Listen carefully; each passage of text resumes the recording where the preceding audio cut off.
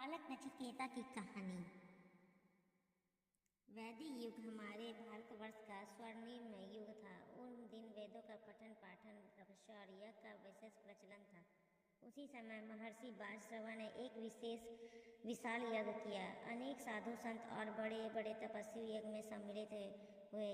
यज्ञ समाप्त हुआ तो महर्षि बालश्रवा ने अपनी गायों को दान देने के लिए मंगवाया। महर्षि इन गायों को दान में देकर मुक्ति प्राप्त करना चाहते थे, क्योंकि ये गायें ही उनकी एकमात्र संपत्ति थी। किंतु यज्ञ में सम्मिलित हुए साधु संतों यह देखकर बड़ा ही आश्चर्य हुआ कि महर्षि बूढ़ी और दूध न देने वाली गायों को दान में दे रहे हैं। इन जर्जर बूढ़ी गायों को तो सेवा के लिए इन्हें अपने पास ही रखना चाहिए। इनको दान से में प्राप्त करके कोई क्या करेगा।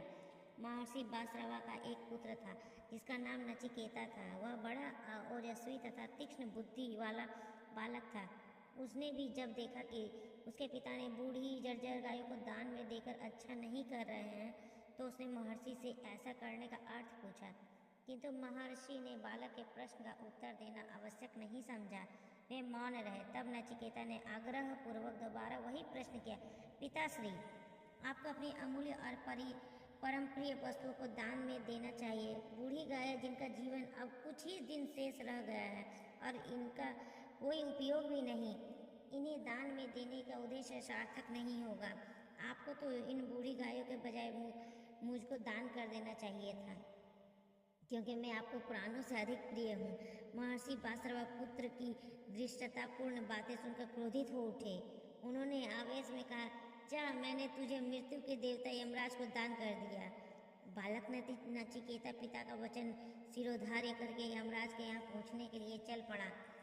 अनेक दूरह मार्गों से भटकता हुआ वीरान जंगलों को पार कर बहुत समय बाद नचिकेता यमराज के घर पहुंचा। उस समय यमराज यमपुरी में नहीं थे, किंतु नचिकेता तो उनसे मिलने आया था। वह उसके दरवाजे पर भूखा प्यासा रहकर प्रतीक्षा करने लगा। 3 दिन बाद यमराज लौटे तो अपने दरवाजे पर एक ओजस्वी बालक को देखकर चकित रह गए।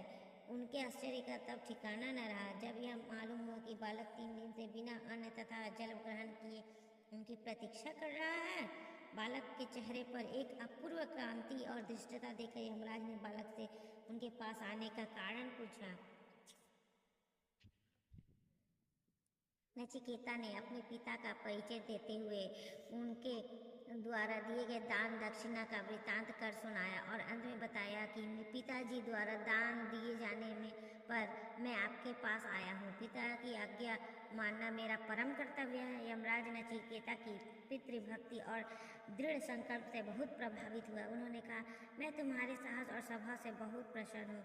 तुम मुझसे जो चाहो 3 वरदान मांग लो और वापस चले जाओ। नचिकेता ने कहा, मुझे कुछ नहीं चाहिए। संसार की कोई भी वस्तु मुझे आकर्षित नहीं कर सकती। पिताजी ने मुझे आपको दान कर दिया, अतः मेरे वापस जाने का प्रश्न ही नहीं उत्पन्न होता। यदि आप वास्तव में मुझे प्रसन्न है तो मुझे सांसारिक वस्तु वरदान के रूप में देने के बजाय ज्ञान और विद्या वरदान दीजिए। संसार के सारे सुख और वैभव क्षण भंगुर होते हैं, मुझे इनकी आवश्यकता नहीं है। यमराज बोले, बालक नचिकेता, मैं तुम्हारी तर्क बुद्धि और ज्ञान से जिज्ञासा से बहुत प्रसन्न हूँ। मांगो, तुम क्या वरदान चाहते हो। नचिकेता ने आनंद विभोर होकर कहा, पहला वरदान तो आप मुझे यह दीजिए कि मेरे पिता का क्रोध समाप्त हो जाए और वे मुझसे पहले की भांति स्नेह करने लगे। यमराज ने कहा, तुम्हारी यह इच्छा पूरी होगी, ऐसा मैं वरदान देता हूँ। तब नचिकेता ने दूसरा वरदान मांगा, कृपा करके आप मुझे वह ज्ञान दीजिए जिससे स्वर्ग की प्राप्ति होती है।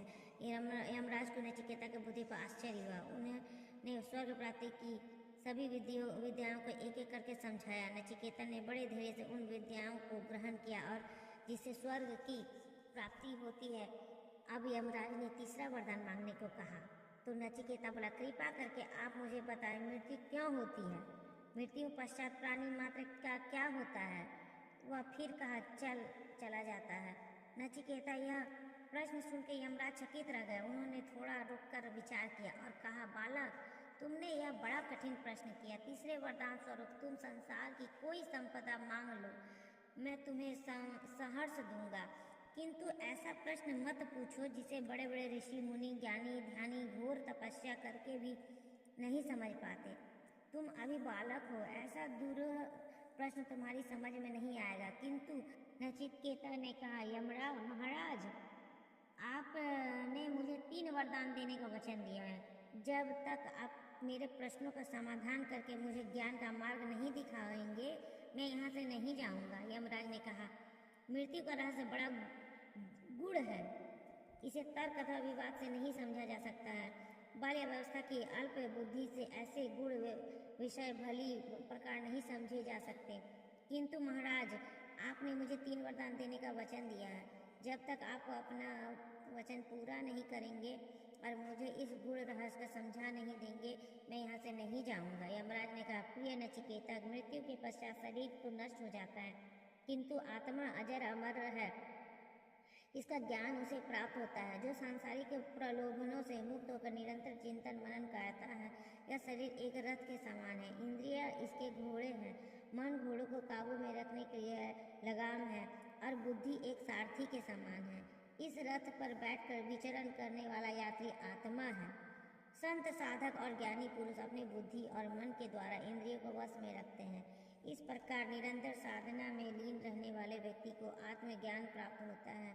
अतः पुत्र नचिकेता, तुम जाओ और ज्ञानी ध्यानी महात्माओं के संपर्क में रहकर आत्मज्ञान प्राप्त करो। बालक नचिकेता यमराज के उपदेश से संतुष्ट होकर उसके बताए मार्ग पर चलने लगा। कुछ समय बाद वह महान आत्मज्ञानी और महात्मा बनकर संसार में सत्य का मार्ग आलोकित करता रहा।